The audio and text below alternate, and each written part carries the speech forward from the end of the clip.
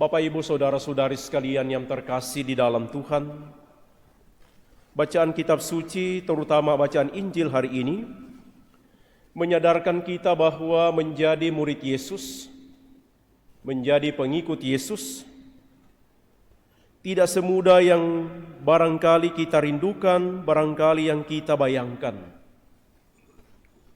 Hari ini penginjil Lukas menggambarkan kepada kita betapa pentingnya kita melihat seluruh aktivitas kita, seluruh kesibukan kita sehari-hari, ditempatkan juga atas dasar doa dan sabda Tuhan. Kalau kita beraktivitas karena kita menyadari kita perlu bekerja, kita perlu berusaha, kita perlu menolong orang lain, kita perlu membantu sesama, dan itulah yang ditunjukkan oleh murid yang disebut namanya Lukas dalam Injil hari ini bernama Marta. Ia tentu sangat mengerti apa yang dibutuhkan oleh mereka yang datang berkunjung ke rumahnya. Yesus bersama dengan rombongannya.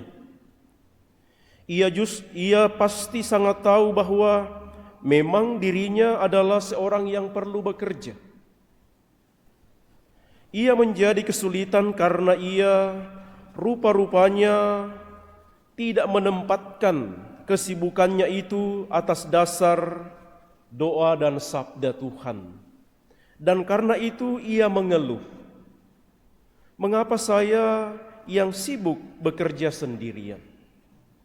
Mengapa saya yang harus sibuk melayani seorang diri? Mengapa saya mesti menolong orang lain? Mengapa saya mesti bekerja lelah-lelah tanpa bantuan orang lain? Saudara-saudari, disitulah kekeliruan atau kekurangan yang terjadi dalam diri Marta. Dan karena itu ia melihat bahwa saudarinya Maria tidak berbuat apa-apa.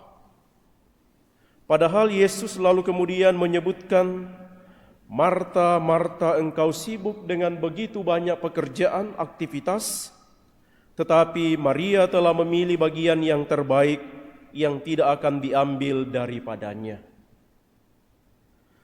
Saudara-saudari sekalian, barangkali memang kita perlu seimbang.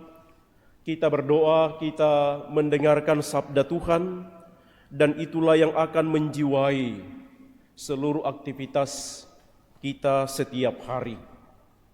Kita bersyukur dan bergembira bahwa kita boleh mengambil waktu di pagi hari untuk membangun hidup doa, mendengarkan sabda Tuhan, supaya sepanjang hari kita bekerja, kita beraktivitas.